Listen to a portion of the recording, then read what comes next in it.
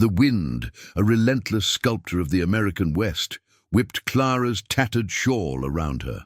Dust devils danced in the distance, mirroring the turmoil within her.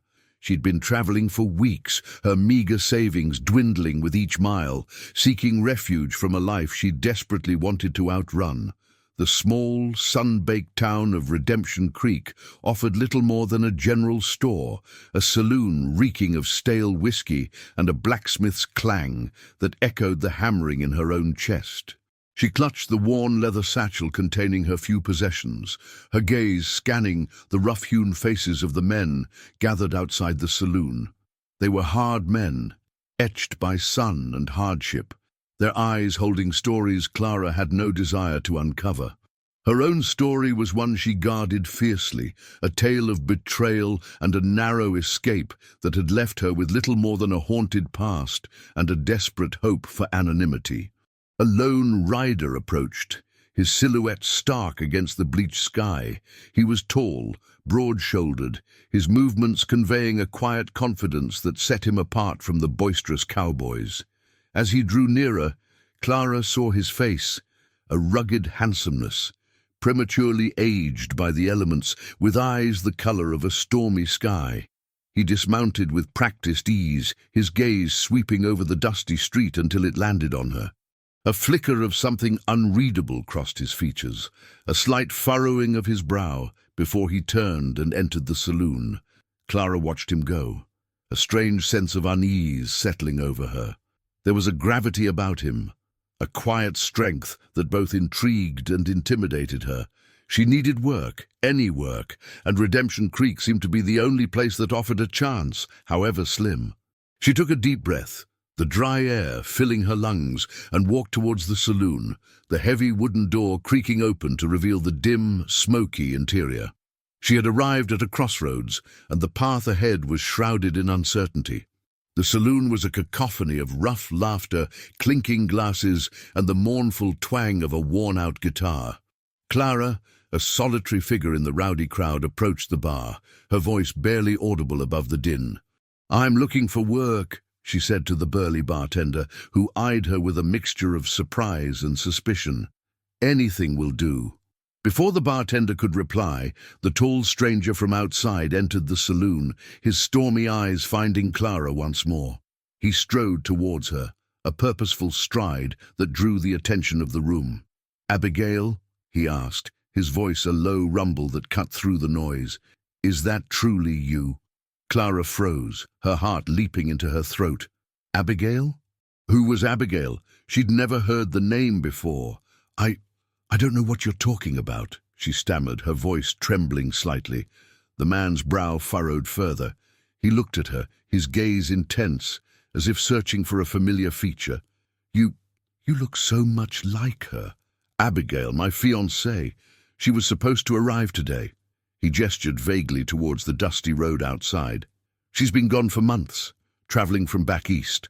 I sent word I was ready to wed, ready to build a life with her here on my ranch." A cold dread washed over Clara. This man, this stranger, believed she was his fiancée. The resemblance must be uncanny. She saw the hope in his eyes, the anticipation, and a terrible guilt gnawed at her. "Sir," she began, "there must be a mistake. My name is Clara. I've never met you before." He studied her face, a slow realization dawning. The initial elation in his eyes faded, replaced by a look of profound disappointment, then a touch of suspicion. "A mistake. You look exactly like her. The same auburn hair, the same eyes." He trailed off, shaking his head. "But if you're not Abigail..."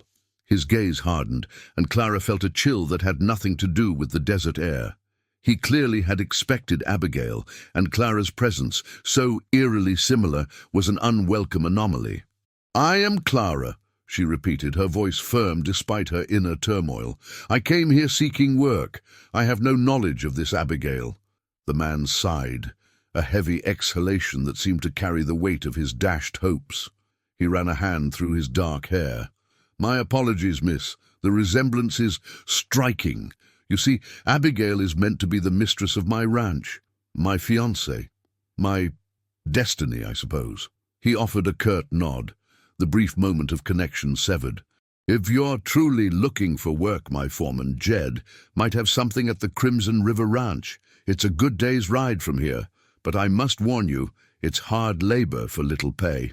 He turned and walked away, leaving Clara standing amidst the raucous noise, her heart pounding with a mixture of fear and a strange, nascent pity for the man who had mistaken her for his intended bride. The Crimson River Ranch. It was a name that now held a bewildering significance. The ride to the Crimson River Ranch was long and arduous. Clara, perched precariously on a borrowed nag, followed the directions Jedediah, the ranch's gruff foreman, had given her. The landscape gradually transformed from barren plains to rolling hills, dotted with hardy sagebrush and tenacious mesquite. The air grew thinner, cleaner, carrying the scent of pine and damp earth. As she crested a final rise, the ranch spread out before her, a sprawling testament to the arduous life of the frontier. A sturdy wooden house stood at its heart, surrounded by a cluster of outbuildings, corrals, and a vast expanse of cultivated land that seemed to glow with a rich, earthy hue under the afternoon sun. It was here, she suspected, that the man from the saloon, the man who had mistaken her for Abigail, made his home. Jedediah greeted her with a nod, his weathered face a roadmap of wrinkles. "You're the girl looking for work?" he grunted, his eyes appraising her with a practiced, almost clinical gaze. "Name's Jedediah. Most call me Jed." "Clara," she replied, offering a small, polite smile. "I'm willing to do whatever needs doing." Jedediah grunted again, a sound that could have meant anything from approval to dismissal. "We're short-handed, need help with the harvest, cooking for the hands, mending. It ain't glamorous, but the pay's honest, and there's a roof over your head." He gestured towards a small, rustic cabin near the main house. "You can bunk there. Meals are with the hands in the mess hall." Clara nodded, relief washing over her. It was more than she had dared to hope for. As she was shown to her modest quarters, she caught a glimpse of the ranch owner, a solitary figure overseeing a group of cowboys near the main house. It was him, the man from Redemption Creek. He was dressed in practical ranch attire, his shoulders squared with an air of quiet authority. He didn't seem to notice her, his attention focused on the task at hand. Clara quickly averted her gaze, a strange flutter in her chest. The mistake had been significant, and though he clearly believed her to be someone else, there was an undeniable pull, a nascent curiosity about the man whose life she had almost inadvertently entered. She was here now, working on his ranch, a stranger in a new world, her past a heavy cloak she still wore, her future a blank canvas waiting to be painted by the trials and triumphs of the Crimson River Ranch. Life at Crimson River Ranch settled into a demanding yet strangely comforting rhythm. Clara rose before the sun, the air crisp and cool, filled with the sounds of roosters crowing and the lowing of cattle. Her days were a whirlwind of activity, helping in the kitchen, preparing hearty meals for the hard-working ranch hands, mending worn denim and patching torn shirts, and assisting with the ongoing harvest, her hands growing calloused from pulling stubborn weeds and gathering ripe produce. The ranch hands, a motley crew of seasoned cowboys and greenhorns, initially regarded Clara with a mixture of curiosity and mild suspicion. Her quiet demeanor and diligent work ethic, however, soon earned their respect. There was Silas, a grizzled old hand with a heart of gold, who offered her sage advice on everything from the best way to stretch a dollar to the fickle nature of the weather. There was young Billy, barely a man, who often found himself in Clara's quiet care when he sustained minor injuries, his wide, grateful eyes a constant reminder of her growing indispensability. The ranch owner, Mr. Sterling, as he was known, remained an enigmatic figure. He was a man of few words. His presence often felt more than seen. Clara observed him from a distance, noticing his keen eye for detail, his quiet interactions with his men, and the deep sense of responsibility he carried. He seemed a man accustomed to solitude, perhaps carrying his own burdens. The lingering question of his mistaken identity with Abigail remained an unspoken undercurrent, a silent ghost that occasionally surfaced when his stormy eyes, so like those she'd seen in Redemption Creek, happened to meet hers across the bustling ranch yard. Each time, Clara felt a jolt, a strange mix of apprehension and an inexplicable pull, quickly burying the feeling beneath the demands of her work. She was Clara, the hired help, and that was all she intended to be. Yet as the days bled into weeks and the rhythm of the ranch became her own, she found herself noticing the quiet strength of Mr. Sterling, the way he commanded respect without demanding it, and the subtle kindnesses he occasionally extended, often when he thought no one was looking. The harvest was in full swing, the air thick with the scent of ripe wheat and the hum of contented labor. Clara, her hands stained with berry juice and her apron dusted with flour, moved through the bustling kitchen, a quiet efficiency in her movements. It was during a rare moment of respite, while fetching water from the well, that she overheard a hushed conversation between Jedediah and Silas. "Still no word from Abigail?" Silas asked, his voice low. Jedediah spat a stream of tobacco juice into the dust. "Nothing. Sterling's getting antsy. He's put a lot of faith in that match. He's a good man, Sterling is, but he's a solitary one. Needs a partner. And Abigail, well, she was supposed to be the one. Shame about that other girl," Silas mused. "Clara looks just like her, they say. Sterling must have been shocked seeing her." Jedediah chuckled, a dry, raspy sound. "Shocked and disappointed, more like. He's got a mind of his own, Sterling does, but he's fair. Treats everyone right. Still can't help but wonder what he'd do if he knew the truth about Abigail." "And what truth is that?" Silas asked, his curiosity piqued. Jedediah lowered his voice further. "Heard from a traveler down in Redemption Creek. Abigail ain't exactly the saint she's made out to be. Rumor is, she ran off with more than just her baggage when she left her folks. Left some angry men behind. Sterling's betting his future on a wild card, I reckon." Clara's blood ran cold. Abigail was not just a mistaken identity. She was a woman with a dangerous past, a past that could easily ensnare Sterling. The realization settled heavily on her. Her own past was a shadow, but Abigail's seemed to be a storm cloud gathering on the horizon. She retreated to the kitchen, her mind racing. Sterling, the man who had unknowingly offered her a chance, was unaware of the true nature of the woman he expected. And Clara, with her own secrets, was now privy to a truth that could have far-reaching consequences. The quiet rhythm of the ranch was beginning to be disrupted by the whispers of a past she had hoped to leave behind, and a future she was inadvertently becoming a part of. The days grew shorter, the air carrying a sharper bite. The harvest was complete, and the ranch began to prepare for the leaner months of winter. Clara, her duties now including helping to preserve the bounty of the harvest, found herself increasingly in the vicinity of Mr. Sterling. He often worked late into the evenings, poring over ledgers in his study, his brow furrowed in concentration. One blustery evening, a strong gust of wind slammed the study door open, scattering papers across the floor. Clara, who was nearby, rushed to his aid. As they gathered the scattered documents, a small, faded photograph slipped from one of the envelopes.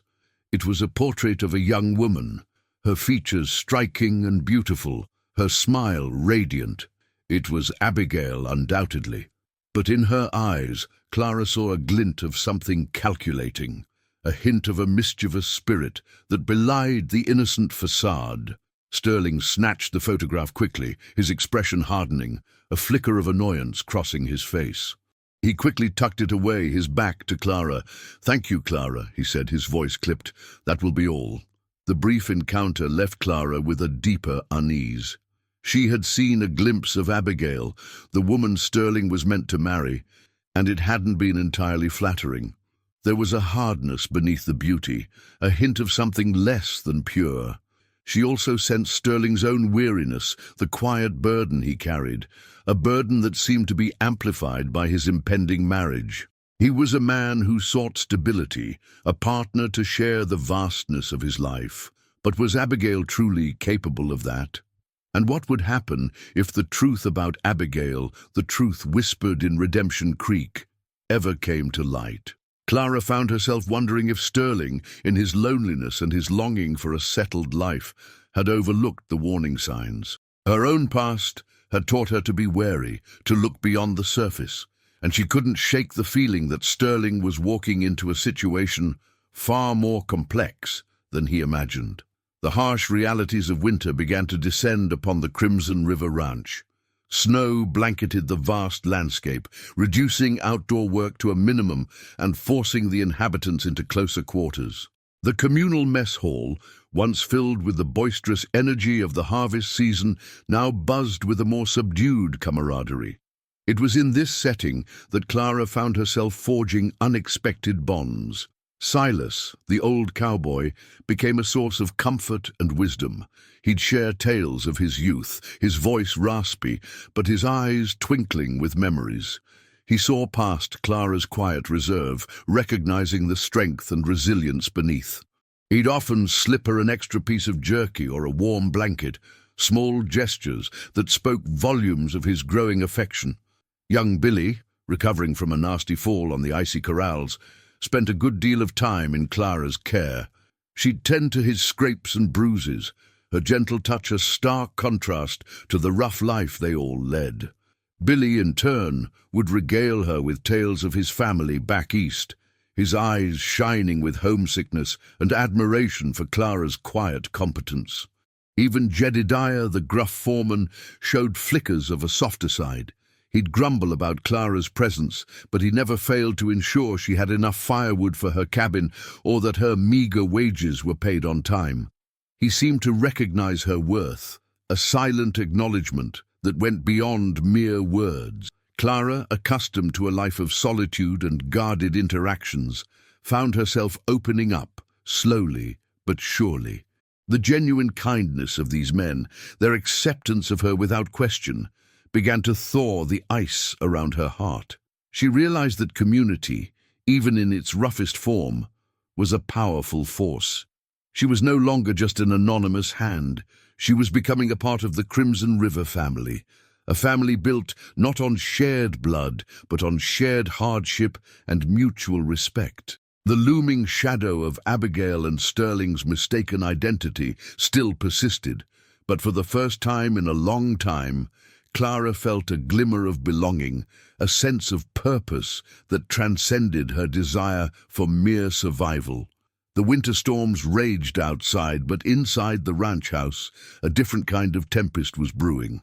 A rider, his horse lathered and his face grim, arrived at Crimson River Ranch bearing a tattered letter. It was from a town many days' ride to the west, and it spoke of Abigail.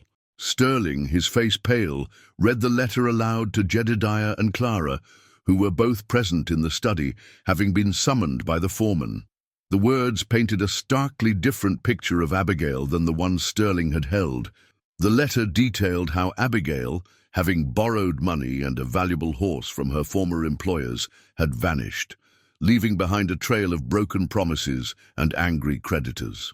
The writer, a concerned acquaintance, warned Sterling that Abigail was not the innocent young woman he believed her to be, but a cunning gambler and a skilled deceiver, known for her ability to charm her way into fortunes. Clara watched Sterling's reaction, her heart aching for him. The man who had shown her quiet kindness, who had unwittingly offered her refuge, was now facing the cruelest of betrayals. His stormy eyes, usually filled with a quiet determination, now swam with a profound sadness and a dawning bitter anger. Jedediah, his gruff exterior crumbling, swore under his breath, his earlier suspicions confirmed. She lied about everything, Sterling whispered, his voice raw. He crumpled the letter in his fist, the sound a harsh crack in the silence. Clara stepped forward, her own past experiences with deception giving her a visceral understanding of his pain. "Mr. Sterling," She began softly, her voice steady. "I am so sorry. I know this must be unbearable." Sterling looked at her, and for the first time his gaze seemed to see her, Clara, and not the ghost of Abigail. The mistaken identity that had brought her here had, in a twisted way, allowed her to witness Sterling's true character, and perhaps offered him a different kind of connection.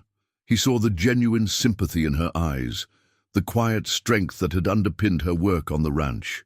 "You knew, didn't you?" Sterling asked, his voice barely above a whisper, not accusatory but questioning. "You knew you weren't Abigail?" Clara met his gaze, her own eyes steady. "Yes, sir, I did. I was running from something myself. I didn't want to cause trouble, and when you mistook me, I didn't know what else to do." A long silence stretched between them, heavy with unspoken truths and dawning realizations. The storm outside had reached its peak, mirroring the upheaval within the ranch house. Sterling's carefully constructed future, built on a foundation of deceit, had crumbled, but in its ruins, something else was beginning to emerge. A fragile understanding, a shared vulnerability between two souls who had both sought solace in the harshness of the West. The news of Abigail's deception cast a long shadow over Crimson River Ranch. Sterling, though deeply wounded, did not succumb to despair. Instead, a quiet resolve settled upon him. He decided to send word to Abigail's family, informing them of her true nature and severing all ties. The illusion of destiny that had guided him was shattered, leaving him to navigate his future with a newfound pragmatism. Clara, witnessing his quiet strength in the face of such profound disappointment, felt her own carefully constructed walls begin to crumble. Her past, the one she had so desperately tried to outrun, no longer felt like an insurmountable burden. Sterling's ordeal had, in a strange way, validated her own need for honesty and resilience. One crisp, clear morning, as the last of the snow melted, Sterling approached Clara. He stood before her, not with the expectation of a fiancé, but with the quiet respect of a man who had come to see her for who she truly was. "Clara," he began, his voice gentle, "I owe you an apology, and perhaps an explanation. When I saw you in Redemption Creek, the resemblance to Abigail was uncanny. I was so eager to start a new life, to have Abigail by my side, that I blinded myself to the possibility of error. Your arrival, though a mistake, has brought a clarity I desperately needed." He paused, choosing his words carefully. "You've worked hard here, Clara. You've shown integrity and a spirit that this ranch needs. I understand you have your own reasons for being here, your own past. But if you are willing, I would like to offer you a more permanent position, not as a mistaken bride, but as someone vital to Crimson River. A partner in a different sense." Clara's heart swelled. It was an offer of acceptance, of recognition, of a future built on truth, not mistaken identity. She thought of Silas and Billy, of the life she had carved out for herself here, a life stripped of pretense. "Mr. Sterling," she replied, her voice clear and steady, I would be honored. And I, too, have a past I must eventually confront. But here at Crimson River, I have found a place where I can begin to do that." The understanding between them was palpable, a silent acknowledgement of their shared journey from deception to honesty. The path ahead was still uncertain, but for the first time they would walk it together, not as strangers bound by a mistake, but as two individuals choosing to build something real on the rugged foundation of the West. The sun, a fiery orb, dipped below the jagged peaks, casting a warm crimson glow across the vast expanse of the Crimson River Ranch. Clara stood beside Sterling, their shoulders almost touching, watching the day's end paint the sky with hues of orange and deep red. The air was filled with the comforting sounds of the ranch settling down for the night, the lowing of cattle, the distant whinny of a horse, the murmur of conversation from the mess hall. Sterling turned to her, a gentle smile gracing his lips. "It's a beautiful sight, isn't it?" he mused. "This land, it demands a lot, but it gives back just as much. Clara nodded, her gaze sweeping across the familiar landscape.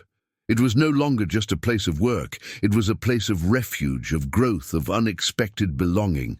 "It is," she agreed softly, "and it's home."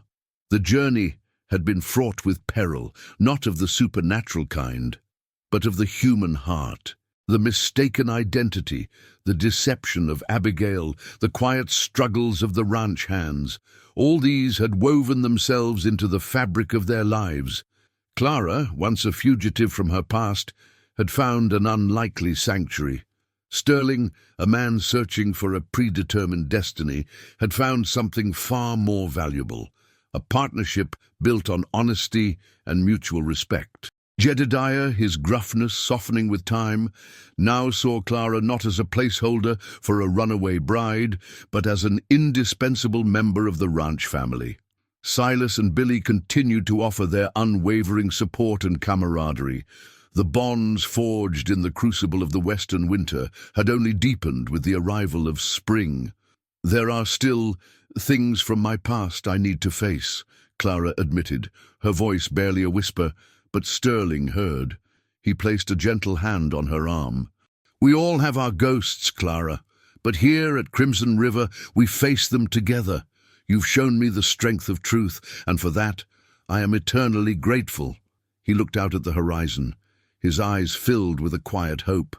"We have a lot of work ahead of us, building this ranch, building our lives, but I don't think I could face it with anyone else." Clara met his gaze, her heart filled with a warmth that had nothing to do with the setting sun. The future stretched before them, vast and untamed, much like the land itself.